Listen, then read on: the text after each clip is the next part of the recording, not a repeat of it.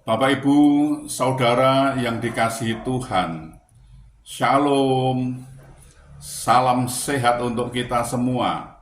Apa kabar? Sehat oh? Wah, sungguh luar biasa, mantap. Kita akan membaca Alkitab, namun sebelumnya marilah kita berdoa. Ya Tuhan, kami mengucap syukur dan terima kasih atas anugerah dan cinta kasih-Mu yang kami rasakan pada saat ini. Sungguh luar biasa Bapa. Terima kasih, terima kasih. Bapa, kami akan membaca Alkitab. Tolong, berilah kami pengertian, agar kami bisa mengerti dan bisa memahami apa yang Tuhan kehendaki, kami bisa melakukan dan juga bisa memberitakannya. Dalam nama Tuhan Yesus kami berdoa. Amin. Bacaan Alkitab dari Ibrani. Ibrani pasal 11 ayat 23 sampai ayat 25. Karena iman, maka Musa setelah ia lahir disembunyikan selama 3 bulan oleh orang tuanya, karena mereka melihat bahwa anak itu elok rupanya, dan mereka tidak takut akan perintah raja.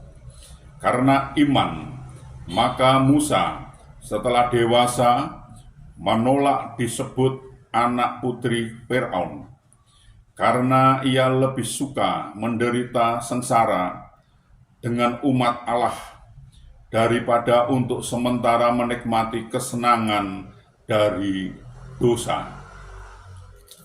Demikian pembacaan Alkitab. Terpujilah Kristus. Haleluya. Bapak, Ibu, Saudara, setiap saat dalam hidup ini kita selalu dihadapkan pada banyak hal di mana kita harus membuat pilihan atau keputusan. Mulai dari keputusan-keputusan kecil yang tampaknya sepele, sampai kepada keputusan-keputusan yang besar, yang sifatnya sangat penting, yang berdampak besar dalam kehidupan kita di kemudian hari. Misalnya saat dihadapkan pada kesempatan, entah itu kesempatan untuk berdoa, apalagi kesempatan untuk membaca Alkitab, atau kesempatan untuk melayani Tuhan.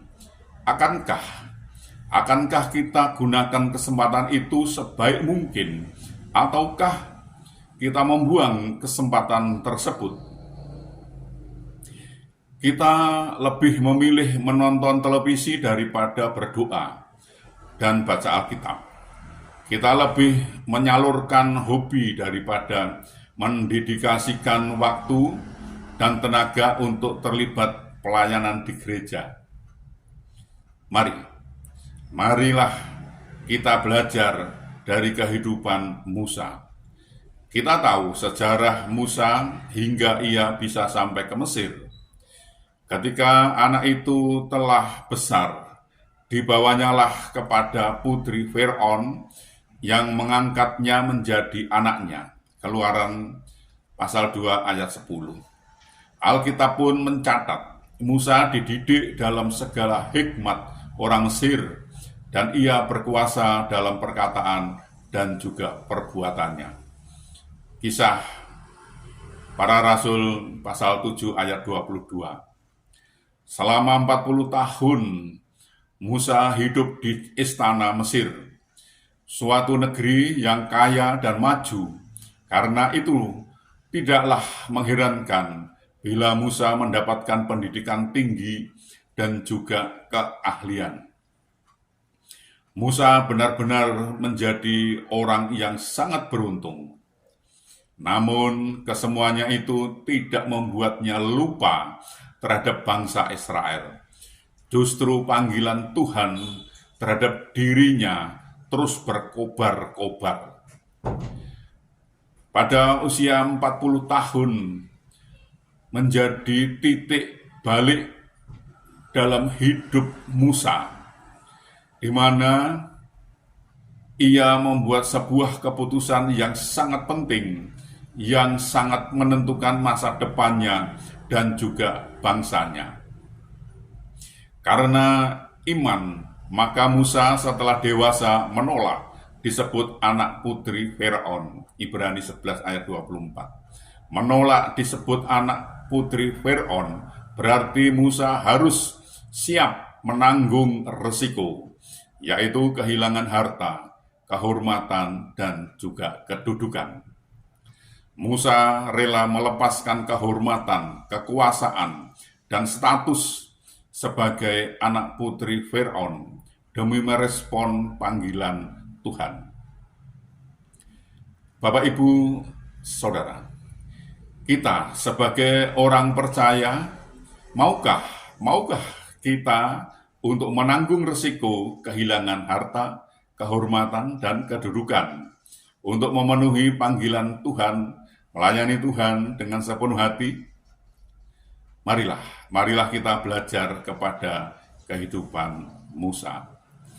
Tuhan menolong dan memberkati kita. Amin. Marilah kita berdoa. Ya Tuhan, kami mengucap syukur dan terima kasih atas kesempatan yang Tuhan berikan kepada kami untuk kami belajar tentang firman Tuhan.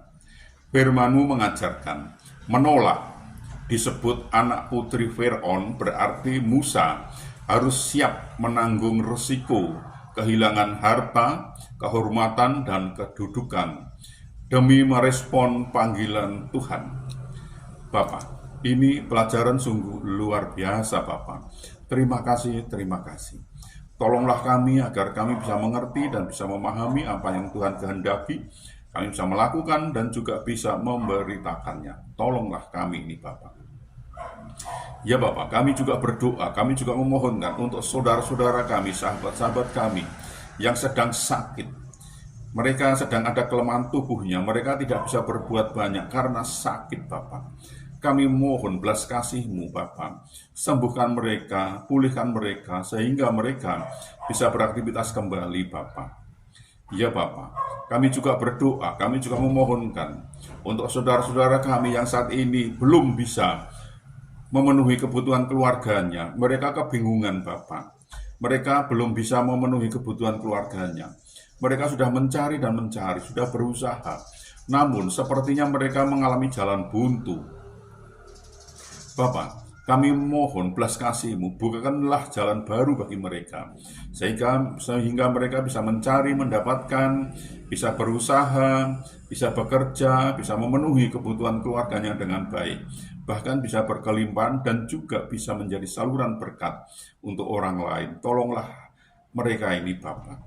Ya Bapak, kami juga berdoa, kami juga memohonkan untuk saudara-saudara kami, sahabat-sahabat kami yang saat ini sudah waktunya untuk berumah tangga, namun mereka belum menemukan pasangan hidup yang seiman dengan mereka. Mereka sepertinya kesulitan untuk mendapatkan pasangan hidup yang seiman dengan mereka Bapak.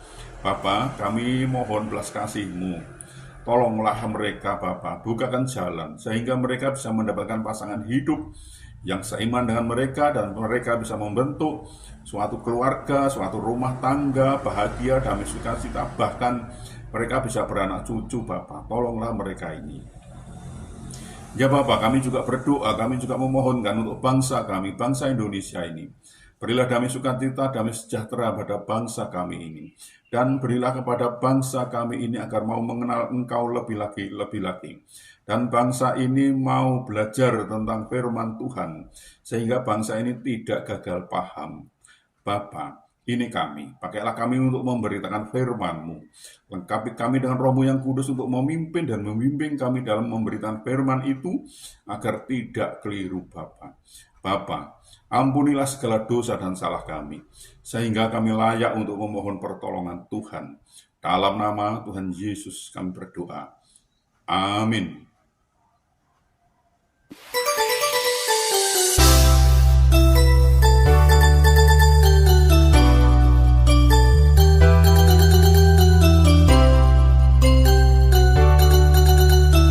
Welcome to Gabrielle Studio.